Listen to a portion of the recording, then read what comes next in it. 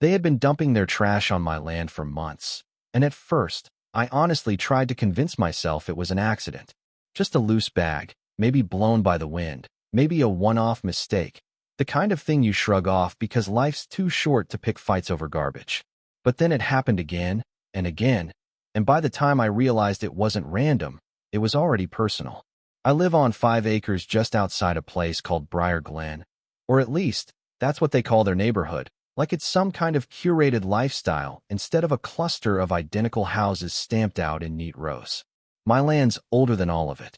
My grandfather cleared it by hand, back when this whole area was just scrub and trees and long dirt roads that turned to mud when it rained. I grew up running through those trees, fixing fences with him, learning how to leave a place better than you found it. That kind of thing sticks with you. Then, about 10 years ago, they built Briar Glen right up against my back property line. Gated entrance, matching roofs. The whole thing ran by one of those homeowners associations that loves rules more than people.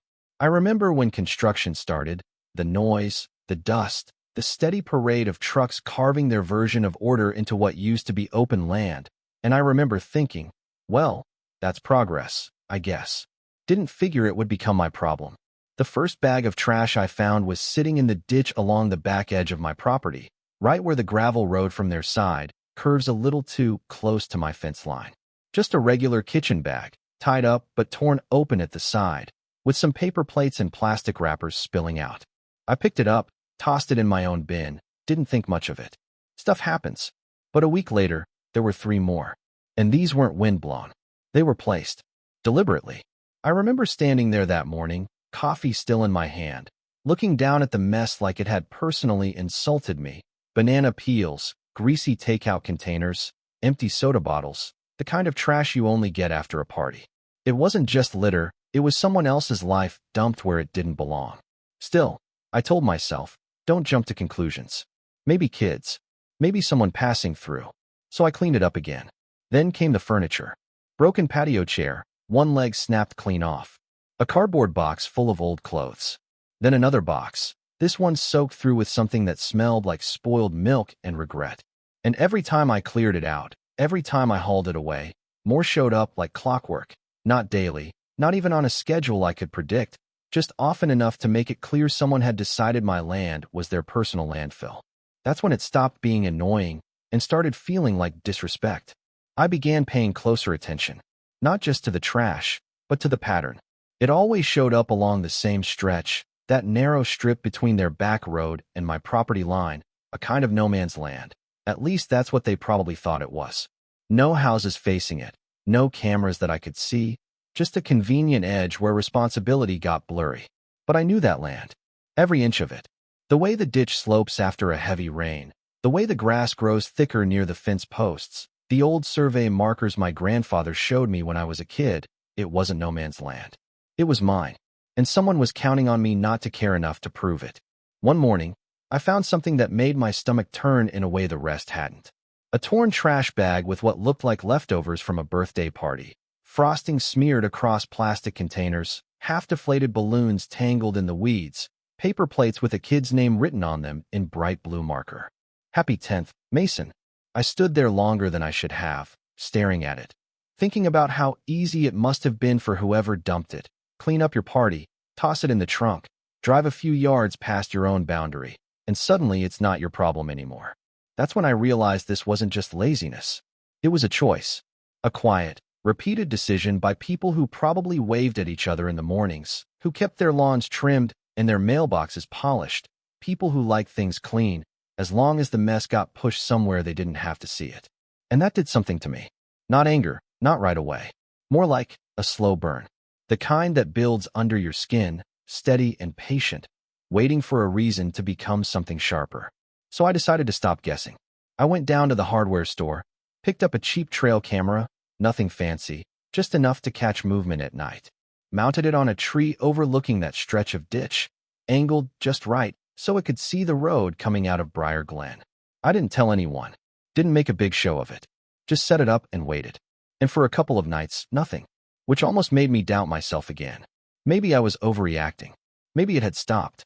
Then, on a Tuesday night, at exactly 11:43 p.m., my phone buzzed with a motion alert.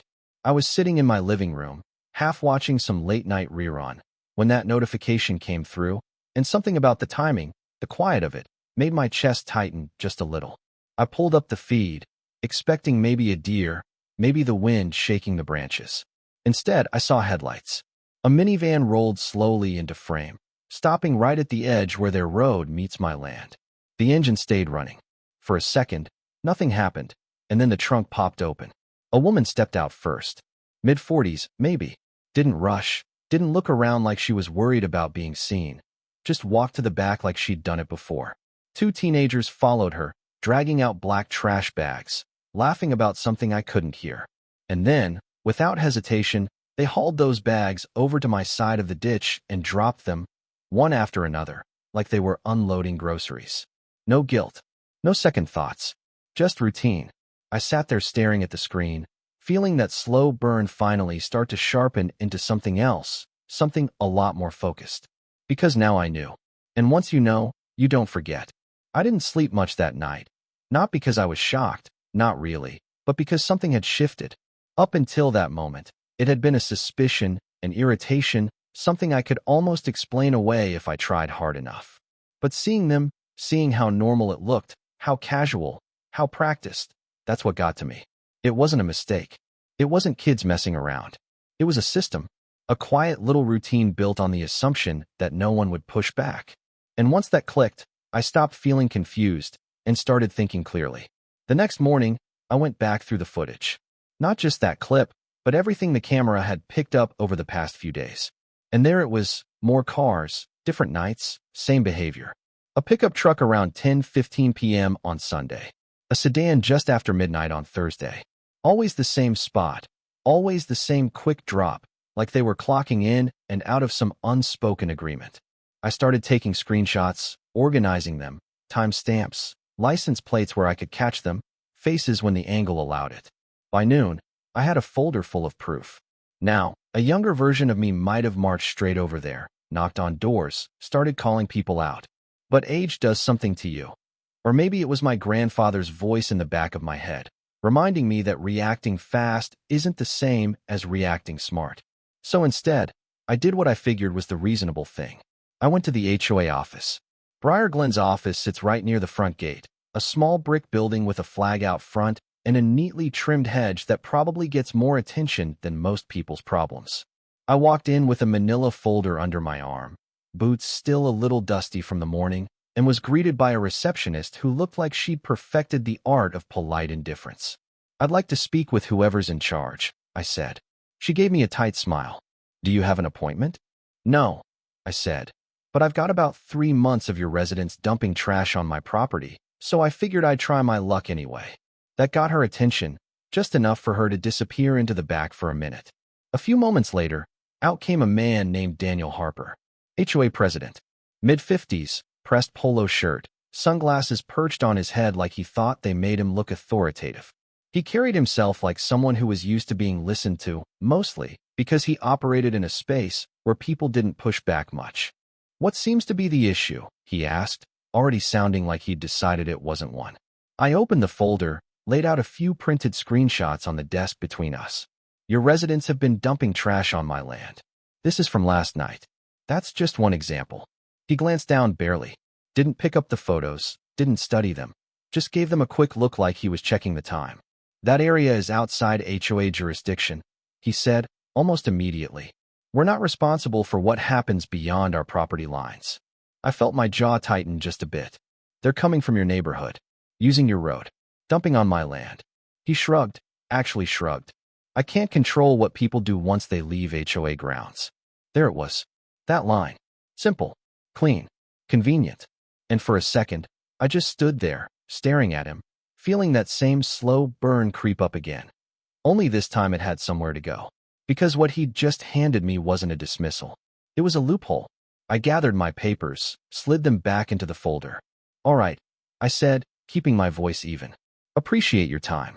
He nodded like the conversation was over, already turning his attention to something else. And just like that, I walked out, not angry, not shouting, just thinking. The drive back to my place felt different. Quieter, like everything had snapped into focus.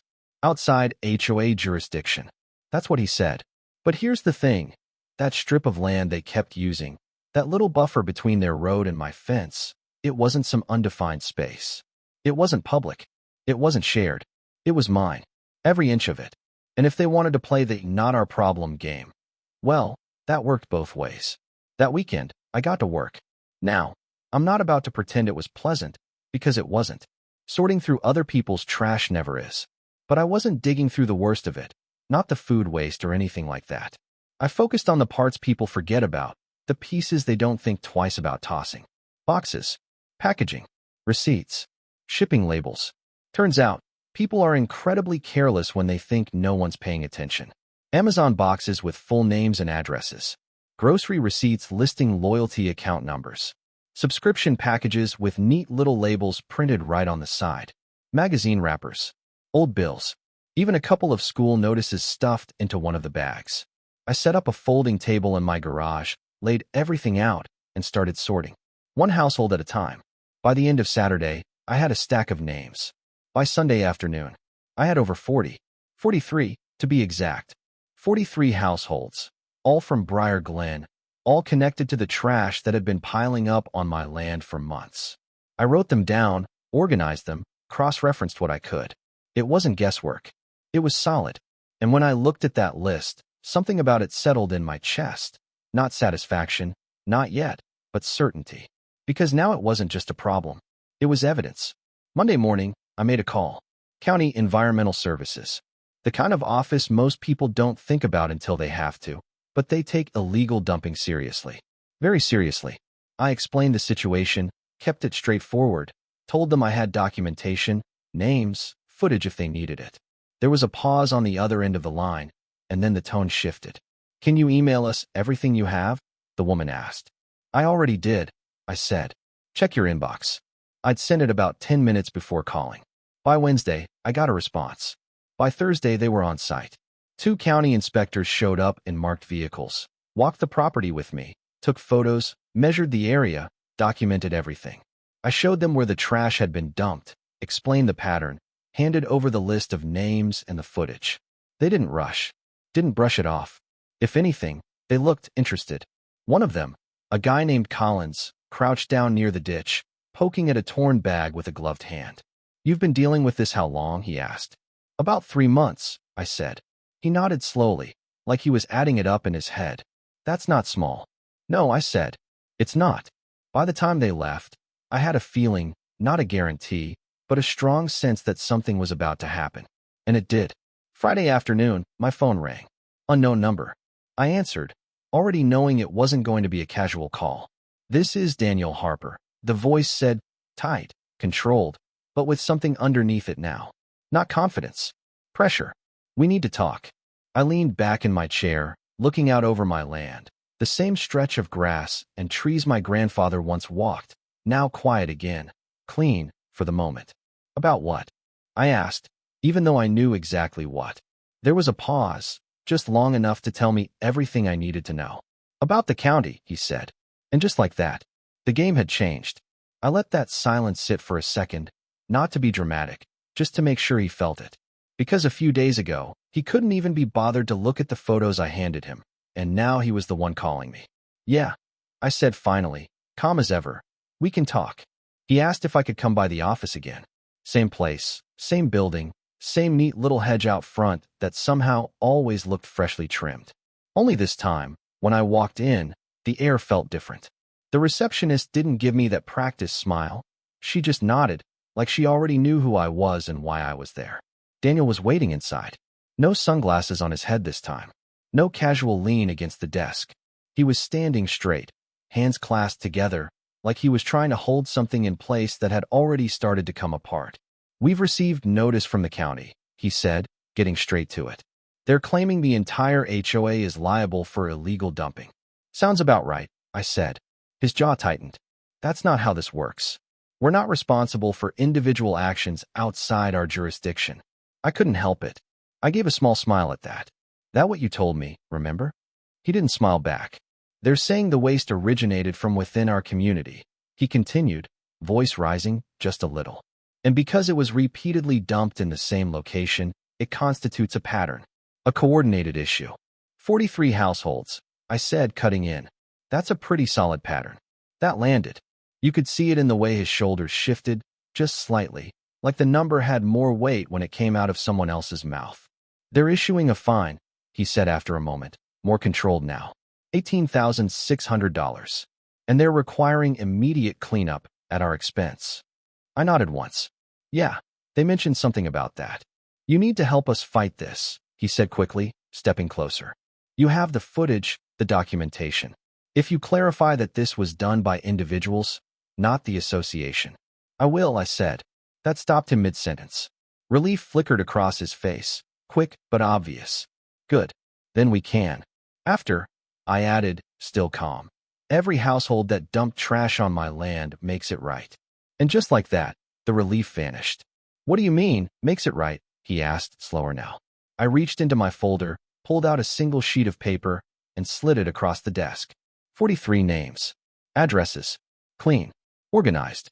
Each of these households, I said, tapping the list lightly, dumped at least one bag. Some more. I counted 43 bags total. So here's what I'm thinking, $100 per bag. Paid directly to me. Restitution. He stared at the paper like it might change if he looked at it long enough. That's $4,300, he said. Math checks out. That's absurd. He snapped, the frustration finally breaking through. You can't just. I can, I said, not raising my voice, just meeting his eyes. And here's the thing, Daniel. I'm the only one right now who can help you separate this from the HOA as a whole. Otherwise, that $18,600, that sticks. On all of you. He opened his mouth, then closed it again. For a second, neither of us said anything. The room felt smaller somehow, like all those neat lines and tidy rules he was used to operating within had just collapsed into something a lot messier. You're extorting us, he said finally, quieter now. I shook my head. No, I'm giving you an option. Another pause. Then he exhaled, long and slow, like he was letting go of something he didn't have a choice about holding on to. I'll bring this to the board, he said. Do that, I replied. And that was it. No handshake. No resolution in that moment. Just two people standing on opposite sides of a problem that had finally become too big to ignore. The next few days were interesting. Word spread fast through Briar Glen. You could see it in the way cars slowed down near the back road, in the way people suddenly noticed that stretch of land they'd ignored for months. Some of them showed up at my gate, one by one, list in hand, checks already written. First was a woman named Linda, mid-40s, same as the one I'd seen in the camera footage. She didn't make eye contact at first, just held out the envelope like it weighed more than it should. I didn't think it would matter, she said quietly. Everyone else was doing it. I took the envelope, nodded once. It matters now. She swallowed, gave a small nod, and left without another word. Then came a younger guy, early 30s, gym shirt, trying to play it off like it wasn't a big deal. Hey, man, yeah, sorry about that, he said, forcing a half smile. Didn't realize it was your property. Now you do, I said. Yeah, he replied, handing over his check. Now I do. Some of them apologized. Some didn't. A couple tried to argue, until I showed them their own trash in the photos, their names printed clear as day on a shipping label or receipt. That usually ended the conversation pretty quick. By the end of the week, I had all 43, for $1,300, stacked neatly on my kitchen table before I took it to the bank. Not life-changing money, but that wasn't the point. The point was accountability. As for the HOA, they didn't have it as easy. They hired a cleanup crew to clear the entire stretch, top to bottom. Hauled everything out, sanitized the area, documented it for the county. They paid the fine, all $18,600 of it. And not long after that, they installed their own cameras along the back road. Funny how fast, not our problem, turns into urgent priority when it starts costing real money. I made a few changes too. Put up a steel fence along that whole boundary line. Not cheap, not subtle, solid, visible, impossible to ignore. Every 50 feet, I added bright yellow signs. Private property. No dumping. Violators will be prosecuted. And just like that, it stopped. No more bags. No more late-night drop-offs. No more pretending that line between their world and mine didn't exist. Sometimes, I'll be out there early in the morning, walking that same stretch of land, checking the fence line, listening to the quiet settle back in the way it used to be. And every now and then, a car from Briar Glen will pass by on the other side, slower than before. They don't stop.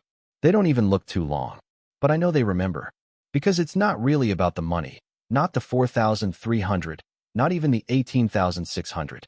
It's about what it cost them to learn that some lines actually mean something, that you don't get to push your problems onto someone else just because it's convenient. Still, I'll admit, there's a part of me that wonders if I went too far. Not about the fence, not about stopping the dumping, but about making the whole community pay for what started as a handful of bad decisions. Maybe that's what it took. Maybe it's the only thing that works when people stop seeing consequences. Or maybe there was another way. I don't know. What I do know is this: my land is clean again, just like it was when my grandfather first cleared it. And if there's one thing he taught me, it's that you take care of what's yours and you don't let other people decide its value for you. So here's the question. If you were in my place, would you have done the same thing? Or would you have handled it differently? Let me know in the comments, because I've heard both sides, and I'm curious where you stand. And if you think this story's over, it's not. Because what they did next, that's a whole different situation.